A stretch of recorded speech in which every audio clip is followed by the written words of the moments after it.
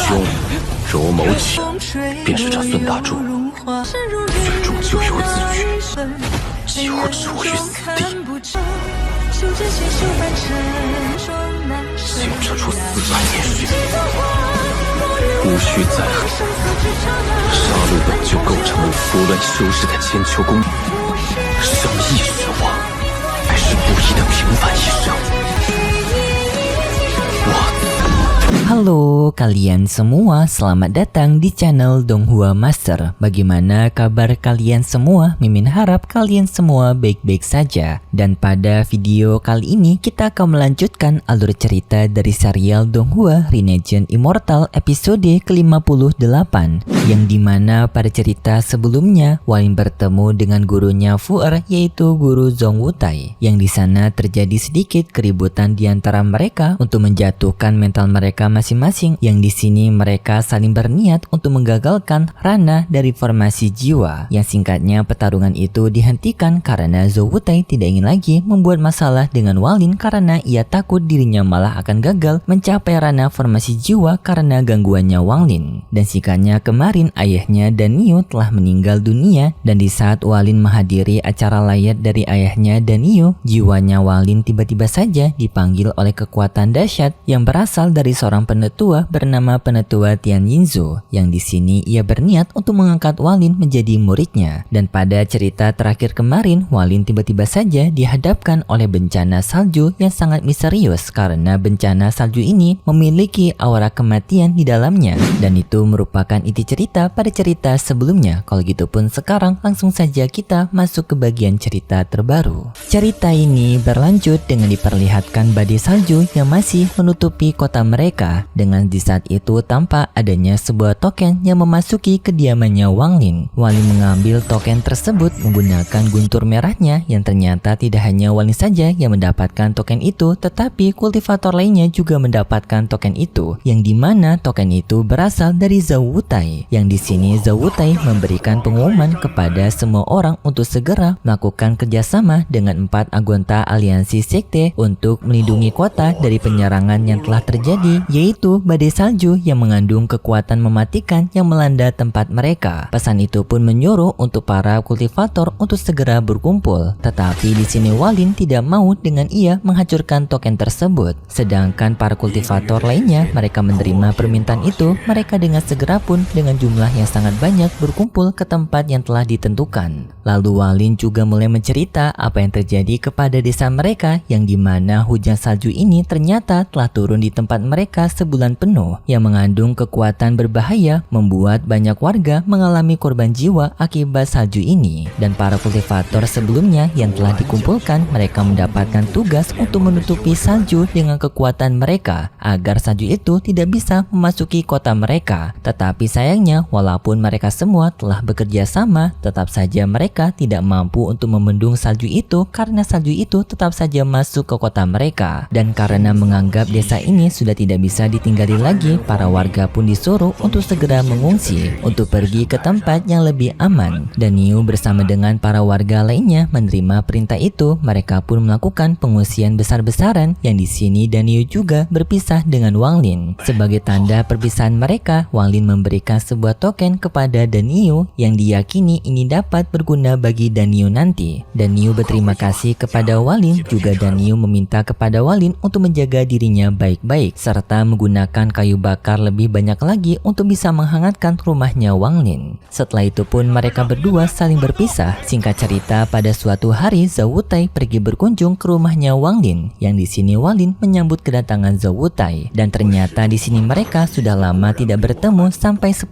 tahun telah berlalu semenjak terakhir kali pertemuan pertama mereka. Yang di sini Zhou Wutai telah menyadari perkembangan kekuatan Walin yang jauh menikah lebih pesat daripada dirinya semenjak pertemuan terakhir mereka. Yang juga Zhou Wutai bisa melihat bahwasanya Walin sekarang telah berhasil membentuk pahatan patung kayu dari penetua sekte awan yang memiliki kekuatan domain waktu. Hal ini pun semakin membuat Zhou Wutai kagum kepada Walin. Setelah itu pun Zhou Wutai mulai bercerita kepada Walin mengenai salju ini, yang dimana Zhou Wutai memberitahu bahwasanya salju-salju ini berasal dari sebuah wilayah yang disebut dengan negeri salju, yang biasanya mereka menggunakan teknik teleportasi untuk memindahkan salju salju di wilayah mereka ke tempat yang akan mereka kunjungi, yang sekarang tempat itu merupakan tempat mereka sekarang. Di sini Zawutai yang merupakan perwakilan dari 4 aliansi sekte berniat ingin mengajak kepada Walin melakukan kerjasama dengan mereka menghentikan bencana yang sedang terjadi. Tetapi Walin tidak tertarik untuk bergabung bersama Zawutai. Hal ini pun membuat Zawutai cukup kaget dan ia pun memberikan tawaran kepada Walin jika Walin mau bergabung bersama dengan fraksi mereka, maka Zawutai akan memberikan keuntungan kepada Walin, yang dimana 4 aliansi fraksi ini sendiri telah terbentuk sampai ratusan tahun yang lalu. Akan adanya banyak manfaat yang bisa didapatkan oleh Walin jika Walin mau bergabung bersama mereka. Tetapi Walin menjawab kalau ia tidak ingin ikut campur masalah ini sebelum ia mengetahui alasan sebenarnya mengapa negeri salju datang ke tempat mereka dan kenapa negeri salju memindahkan salju dari negeri mereka ke wilayah ini. Pastinya adanya alasan tertentu. Tetapi Zawutai menjawab bahwasanya ia tidak bisa memberitahu kepada Walin sekarang. Namun jika Walin mau bergabung bersama dengan aliansi mereka, maka Zawutai akan mau memberitahu alasannya kepada Walin. Tetapi setelah itu kita tiba-tiba saja berpindah di luar dengan Zawutai yang telah keluar dari kediamannya Walin, yang di sini masih belum diketahui apakah Walin menerima ajakan aliansi sebelumnya ataupun belum. Dan pada saat Zawutai berada di luar, Zawutai bertemu dengan seorang pria yang memakai topeng dengan nama aslinya yang masih belum diketahui. Pria bertopeng itu marah kepada Zawutai karena Zawutai yang membiarkan Walin masih hidup, karena ternyata sebelumnya Walin telah menolak tawaran Zawutai untuk bergabung bersama aliansi mereka. Dan tidak lama kemudian anggota bertopeng lainnya juga bermunculan yang juga marah kepada Zawutai yang tidak menghabisi Walin, menganggap jika Walin tidak ingin bergabung dengan aliansi mereka, maka Walin tidak layak untuk tinggal lagi di tempat mereka. Zawutai menjawab, jika kau ingin menghabisi Walin, maka kau bisa melakukannya sendiri. Aku tidak ingin melakukan hal itu karena ia memiliki kekuatan artistik kayu ataupun kayak kekuatan domain gitulah. Mendengar hal tersebut membuat ketiga orang ini semakin marah dan mereka pun akan maju sendiri menghabisi Walin.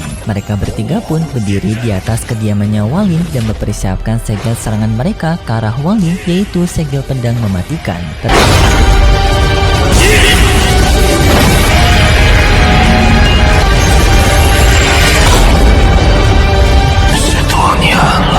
Tapi sebelum mereka menyelesaikan segel mereka, Walin telah menyadari keberadaan dari ketiga orang ini yang berniat untuk menyerang dirinya. Walin pun dengan segera melakukan pergerakan, yaitu Walin yang secara tiba-tiba bergerak ke samping mereka semua dan langsung menghajar mereka semua menggunakan kekuatannya, yang dalam waktu singkat Walin bisa menghajar mereka semua dan juga mengambil jiwa mereka.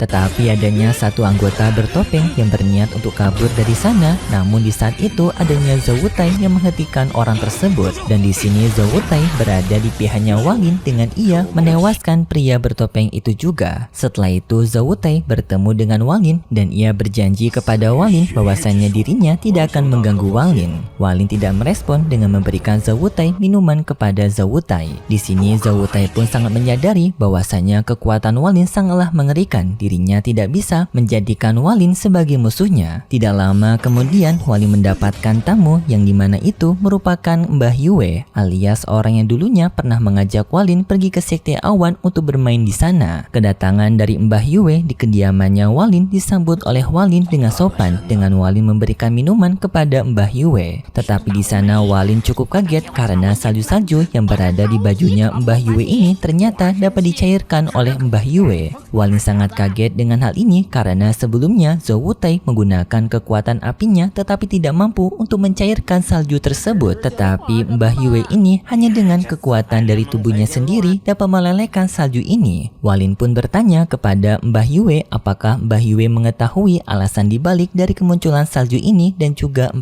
aliansi. Mbah Yue menjawab dengan jawaban yang lebar, tetapi Mimin mempersingkatnya saja, yang di sini intinya 4 aliansi dan juga negeri salju memiliki sedikit masalah masalah yang dimana negeri salju menginginkan sebuah tungku yang dimiliki oleh 4 aliansi yang dimana tungku itu merupakan tungku hujan yang dimana tungku tersebut sebelumnya juga telah diketahui oleh Walin mengenai Zhou Wutai dan juga kekaisaran dari Su Tao sebelumnya yang memiliki tungku hujan dan tungku itu telah diserahkan kepada Zhou Wutai. Yang di sini juga Mbah Yue memberitahu bahwasanya tungku ini bukanlah tungku sembarangan. Tungku ini berasal dari negeri dewa kuno yang dimana sebenarnya adanya 4 tungku yang disempurnakan dan tungku hujan itu termasuk dari salah satu 4 tungku yang dibutuhkan. Walin yang mendengar itu sangat kaget mengenai informasi dari dunia dewa kuno. Tetapi Mbah Yue memberitahu bahwasanya negeri dewa tersebut telah lama menghilang dan juga para dewa yang tinggal di sana juga tidak ada. Bisa dibilang sekarang dunia dewa tersebut telah menjadi dunia yang mati. Dan untuk bisa pergi ke dunia dewa tersebut, maka di sini mereka memerlukan 4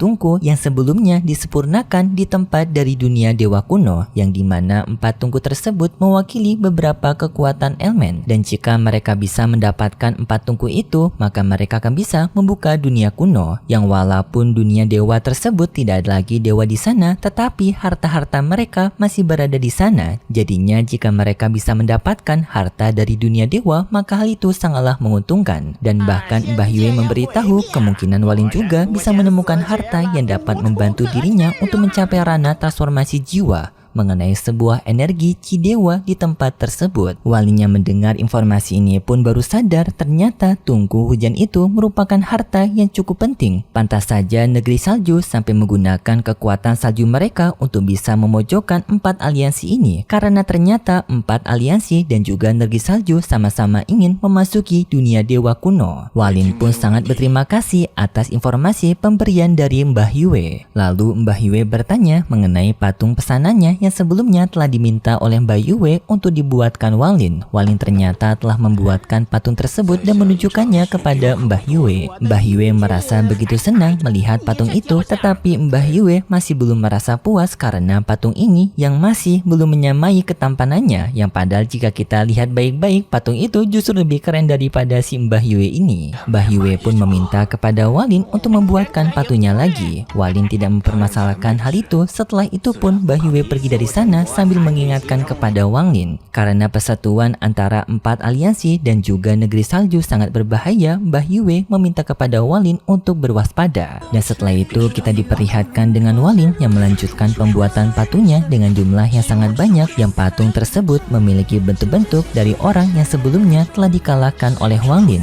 yang semua patung itu kemudian dijadikan menjadi satu patung raksasa yang akan menjadi senjatanya Walin. 小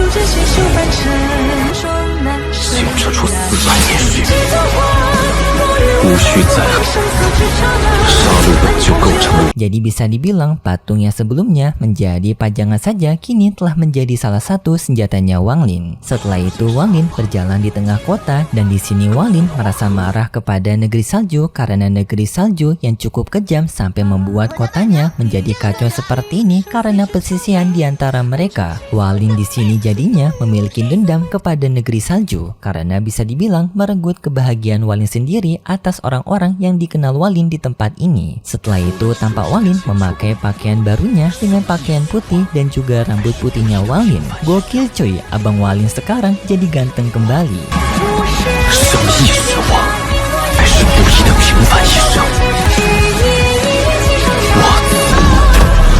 Sedangkan di tempat lain kita diperlihatkan dengan Danio sekarang yang tampak kehidupannya cukup sulit bersama dengan para pengungsi kota lainnya, yang di sini mereka cukup kedinginan tinggal di tempat permukiman. Yang di sini juga Danio melihat salah satu temannya meninggal dunia karena dinginnya salju ini. Mereka juga di sini dipekerjakan oleh pihak aliansi untuk membersihkan salju-salju di tempat ini. Singkat cerita, pada suatu waktu Danio sangat panik karena semua orang yang berada di tempat ini telah meninggal dunia yang karena suhu dingin yang sangat ekstrim ini. Dan fun fact, Danio bisa selamat dari suhu dingin ini karena token pemberian Walin sebelumnya. Singkat cerita, di saat kondisi Danio yang sudah sangat pasrah, ia pikir dirinya juga akan tewas di tempat ini, tiba-tiba saja adanya Walin muncul di hadapan Danio yang membuat Danio pun sangat kaget karena kemunculan Walin yang tidak seperti orang tua melainkan seperti seorang abadi yang menyelamatkan dirinya. Lalu Walin pun memindahkan Danio ke tempat dari keluarga keluarganya. Yang di sini pun seketika Danyu bertemu dengan putranya dan juga istrinya kembali. Tidak hanya itu, Danyu juga mendapatkan sekantung emas yang sangat banyak dari Walin juga. Hal ini pun membuat Danyu sangat terharu atas kebaikannya Walin kepada keluarganya. Sedangkan Walin akan kembali ke kota untuk melihat situasi masalah antara negeri surgawi dan juga 4 aliansi, karena Walin juga ingin mengambil kesempatan ini untuk mencari keuntungan. Tetapi sayangnya setelah itu ceritanya bersambung coy. Jadi untuk episode selanjutnya kemungkinan besar merupakan episode pertarungan.